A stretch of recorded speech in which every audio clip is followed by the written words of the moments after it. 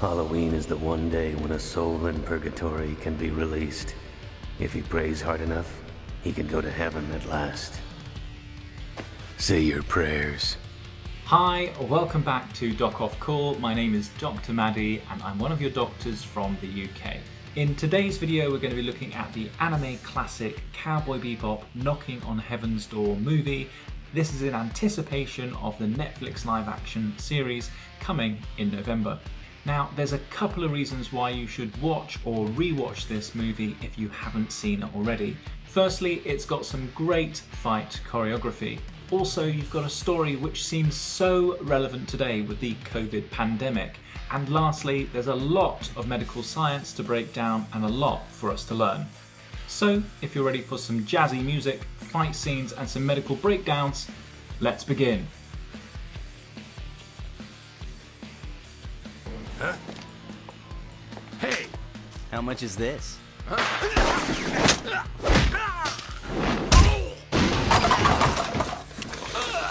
Oh, so first off we start with some boiling coffee to the face, and we would expect some facial burns from this. Now, typically the types or grade of burn that we'd expect is either a 1st degree or a 2nd degree burn. Now, the difference between these two different degrees of burn is how deep they are. So a 1st degree burn is the mildest form of a burn, and it tends to affect the most superficial layers of the skin. Now, we would expect this to heal up within 1 to 2 days, whereas a 2nd degree burn is far thicker, affecting more layers of the skin.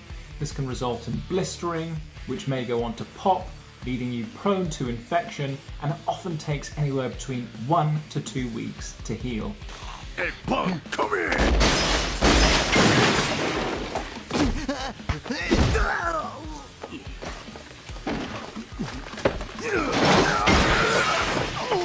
Next up, we have a sucker punch to the gut, which clearly wins this guy. But why do we get winded? This is usually caused by a hard blow to the solar plexus, which is a complex network of nerves that sit behind the stomach just under the diaphragm. As a result, the diaphragm goes into spasm and contracts painfully, making it very difficult for you to breathe. Don't you get it? I'm gonna splatter Grandma!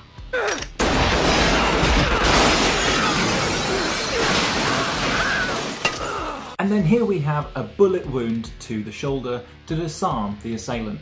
Remember, we should never really judge a bullet wound injury by the size of the entrance wound. Following on from this scene, we're introduced to our main protagonist, Vincent, who has the diabolical plan of exposing the world to what appears to be a respiratory virus that is highly infectious and kills everyone that it comes into contact with.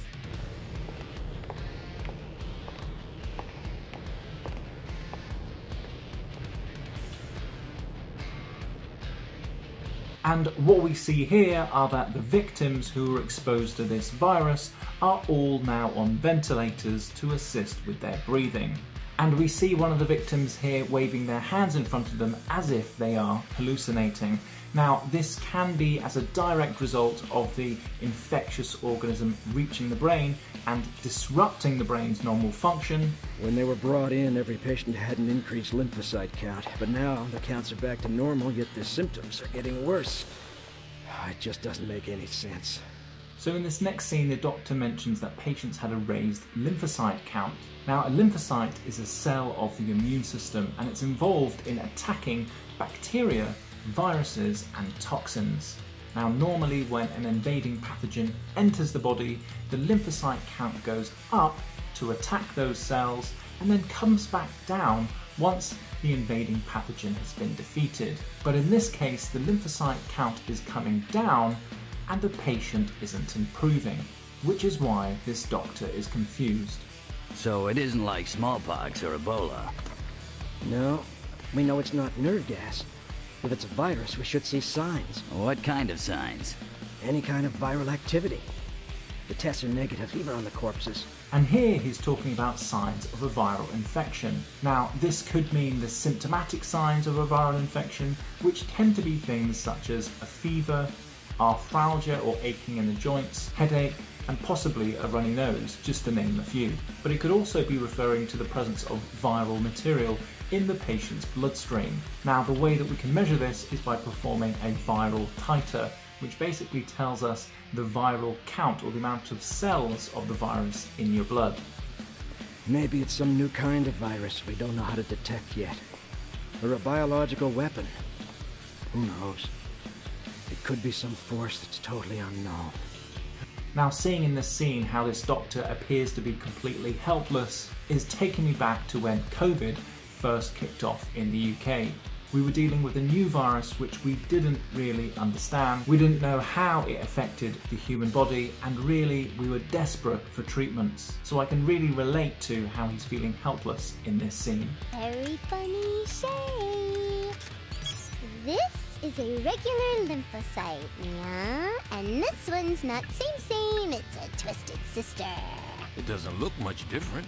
And if we have a look at the depiction of lymphocytes, they look very accurate. You've got the nucleus at the centre, surrounded by cytoplasm and then the cell wall. So that's a thumbs up from me for accuracy.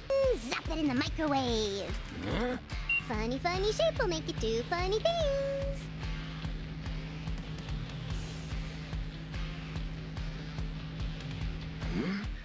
And what we're seeing here is that the natural lymphocyte breaks down as soon as it's heated up, and this is accurate.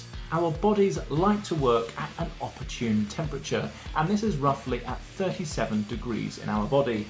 Any higher than this or below it, and the enzymes that dictate the function of cells begin to degrade or denature, causing cells to die.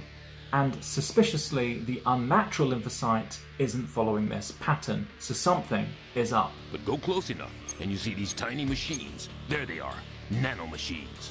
They're microscopic robots too small to be seen by the human eye. But they're not made of metal, they're made of protein. They develop these things to help fight diseases like cancer. Gosh, okay, what we see that's atypical about these lymphocytes is that they contain nanoproteins that break down other cells. And yes, it is true, we use similar technology in developing chemotherapy or cancer treatments. Now, although these chemotherapy or cancer treatments do specifically target cancer cells, they can also affect your healthy cells, which often gives rise to the side effects that cancer therapies have, which can include stereotypically things like hair loss or degradation of the skin or the gums, just as a few examples. Now, in the next scene, we see Spike is snooping around at the chemical company that is developing this virus. He bugs their communication system, which ends up bringing him into his first confrontation with Vincent. Vincent!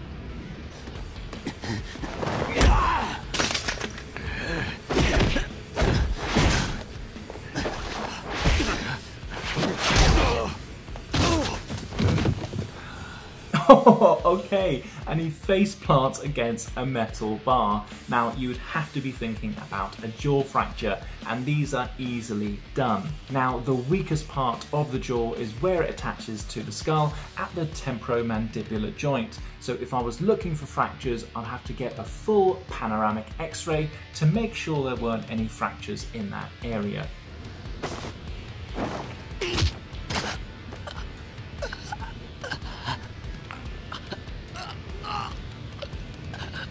Is that all you got?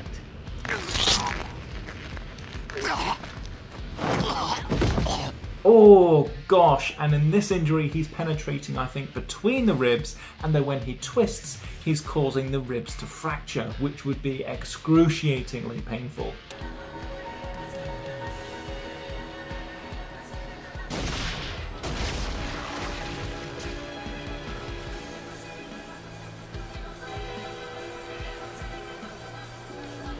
Oh, okay, and then he's taken a bullet wound to the left side of his chest, which is where you'd assume his heart would be. However, in rare cases, the heart can actually be found on the other side of the chest, and we call this condition dextrocardia. It's actually related to another medical condition which is called situs inversus, whereby all of the organs that were on the left side of the body in a normal person are actually found on the right. It's extremely rare, and I've never actually seen it. Next up, we find out the origin of Vincent. in that he was actually a test subject for the vaccine of this virus. Now, as a side effect of either the vaccine or the virus itself, we see that Vincent is left with memory loss and what appears to be disorientation and disillusional thinking, whilst also seeing the hallucination of these butterflies. Now, from my experience of vaccine side effects, the worst thing that I've seen so far is where someone's had an allergy to one of the constituents of the vaccine rather than the viral material itself. So I've never actually seen any psychiatric implications of receiving a vaccine.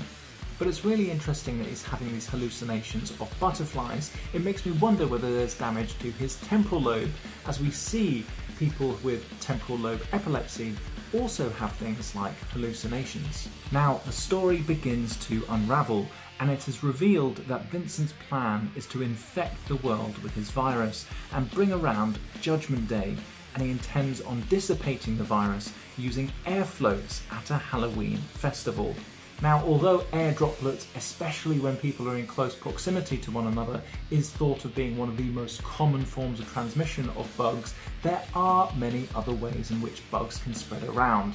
Other routes of transmission can be through our food, water, insects, household items, as well as through exchange of other bodily fluids.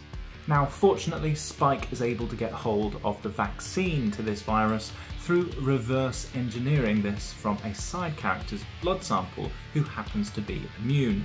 But is this possible? Well, yes, one of the ways in which vaccines are created is by taking a blood sample of a patient who has immunity. Now, what you would do is you would analyse that blood sample and the genetic code found within the cells of the blood sample to see what allows them to have immunity, whether it's producing a specific protein or a receptor, and you would build your vaccine around that, with the hope that you can transfer whatever this cell is doing to a non-immune person to give them some form of immunity. And finally, the stage is set. Vincent has his plan and Spike has his counter plan, which brings us to our final fight.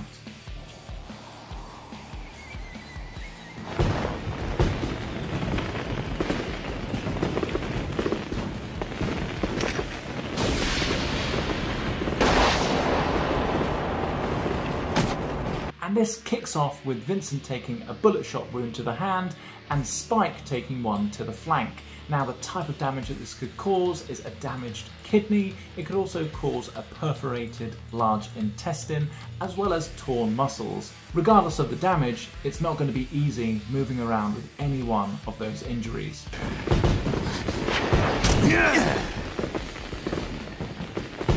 Don't tell me the party already started. And this is what I mean by great fight scene choreography. In this scene, I can't help but think that the choreography reminds me of Bruce Lee. Everything is just so smooth.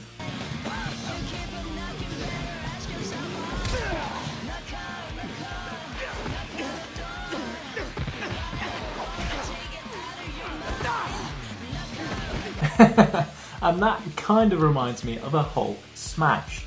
But what type of damage would an injury like this cause? Well, it's very similar to that you would sustain from a whiplash injury, where the brain knocks against both sides of the skull. Now, initially this is going to be disorientating. It can cause a concussion, all the way through to potentially causing a KO.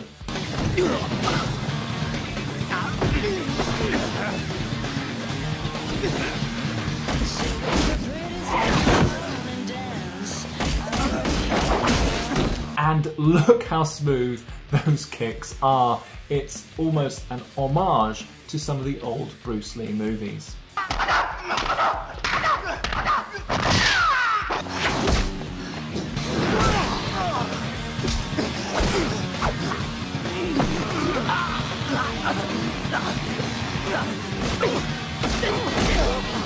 Oh, and grabbing a wound like that, you're more likely to cause further disruption to the blood vessels around the wound, which is obviously going to make it bleed further. This is a real cheap shot.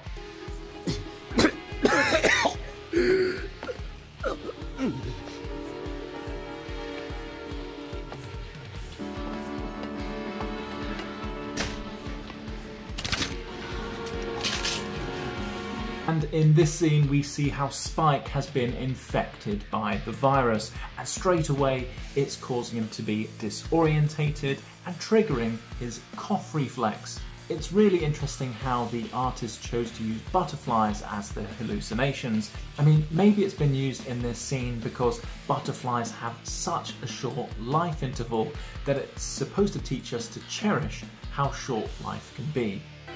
Vincent!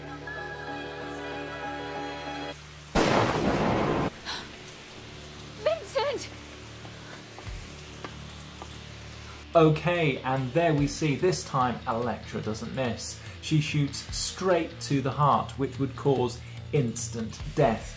Now, the mechanism of injury would be that a bullet would completely rip apart the anatomy of the heart. We have to remember that this is the pump that keeps the body alive. So really, there's zero chance of any recovery here. Alright, and that is the last scene in today's video. I hope you found it educational and enjoyable. We've looked at some fight scene breakdowns as well as some basic medical sciences around immune cells. Now, if you are interested, I've got several other videos on anime shows like JoJo's Bizarre Adventure, Dr. Stone, Baki, and many more on my channel, so why not come across and visit and have a watch of a few more. I'm actually going to be releasing a couple more videos over the next few weeks around a Halloween theme, so look out for those. But otherwise, please don't forget to give this video a like, consider subscribing, and leave us a comment down below if you have any other recommendations of anime shows that you'd like me to break down. Otherwise, we've hit 50,000 subscribers on the channel, and I want to thank you all for it. Once we reach 75,000, I'm going to do a great video just for you. But that's all for today. Thanks for watching, everyone, and I'll see you in the next one. Thanks.